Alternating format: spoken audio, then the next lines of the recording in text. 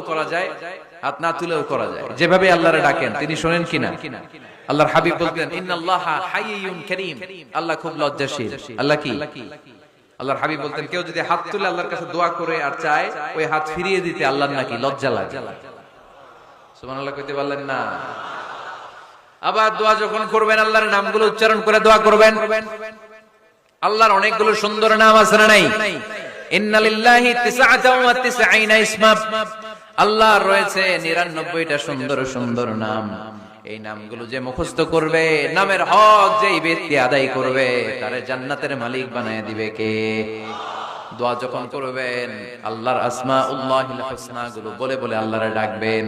আল্লাহর একটা সুন্দর নাম আছে আর রহমান। কি নাম? মানে দয়ালু। রহমান মানে কি?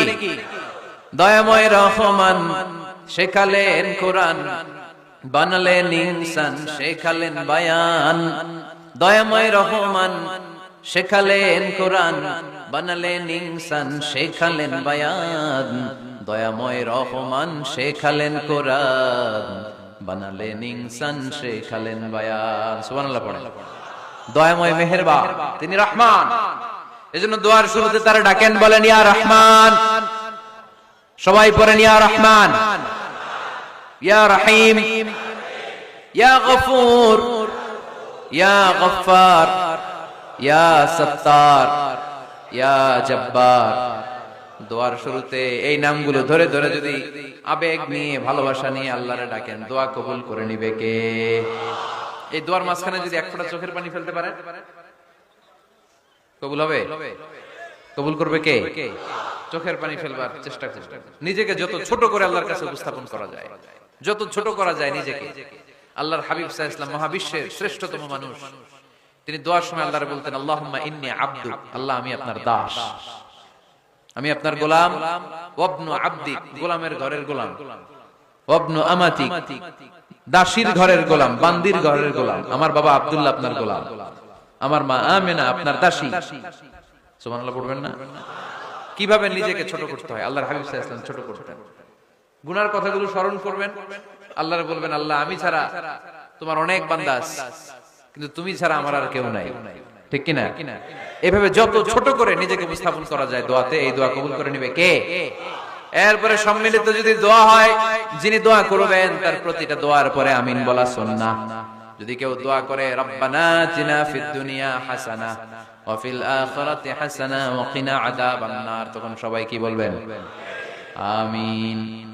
এরপরে দোয়ার পরে মুখের মধ্যে হাত দুইটা দিয়ে মাসে করা সুন্নাত। করেন তো? কারণ রাসূলুল্লাহ সাল্লাল্লাহু আলাইহি ওয়াসাল্লাম ইযা রাফা ইয়াদাইহি ফিদ দুআ লাম ইয়াহুত্তাহুমা ইল্লা মাসাহা বিহিমা ওয়াজহা। আল্লাহর হাবিব সাল্লাল্লাহু আলাইহি ওয়াসাল্লাম যখন দোয়ায় হাত তুলতেন, ওই হাত দুইটা মুখের মধ্যে মাসে না করে নিচে নামাতেন না, মুখ মাসে করেন তো? এই পদ্ধতিতে যদি আপনি দোয়া করেন, আল্লাহর কাছে প্রার্থনা করেন আর ফরিয়াদ করেন, আপনার দোয়া কবুল করবে কে? যখনই দোয়া করেন আপনার ডাকগুলো শুনে কে?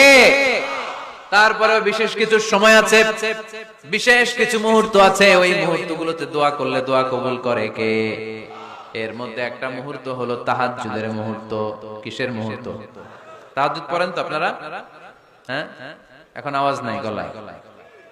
পড়ি? ফজরের নামাজই পড়তে পারি না হুজুর, তাহাজ্জুদ কেমনে পড়ব?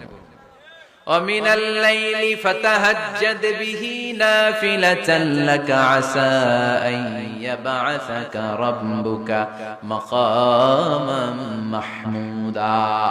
এটা এমন নামাজ, এই নামাজের পরে দোয়া করলে কবুল করবে কে? ওই মুহূর্তে আল্লাহ প্রথম আকাশে মনোনিবেশ করেন, ডাকতে থাকে কার কি লাগবে চাও? টাকা লাগবে টাকা দেব, সম্পদ চাও সম্পদ দেব, সম্মান চাও সম্মান দেব, বউ লাগলে বউ দেব। আছে না নাই?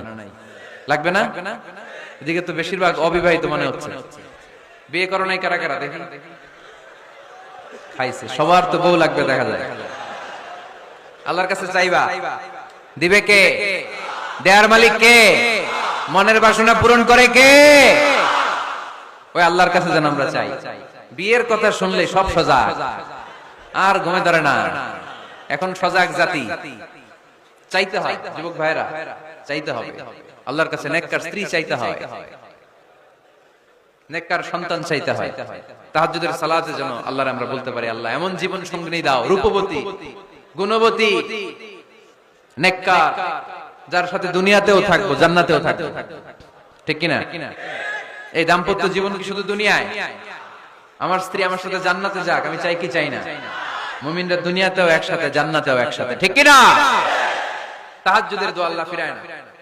ইফতারির আগে যে দোয়া, ওইটা আল্লাহ ফিরায় না। ইফতারি করার আগ মুহূর্তে আমরা যে পেঁয়াজু, আলুর চপ, বেগুনি, হ্যাঁ, এগুলো খান আপনারা? রুহাবজার শরবত খান নাকি? এই যে সাজায় রাখা হয় ডিজাইন করে, এইগুলো রেখে যখন দোয়া করেন, এই দোয়াটা আল্লাহ শুনে খুব। আল্লাহ বলে, কিরে ফেরেশতারা, ঘটনা কি? এত খাবার কেন?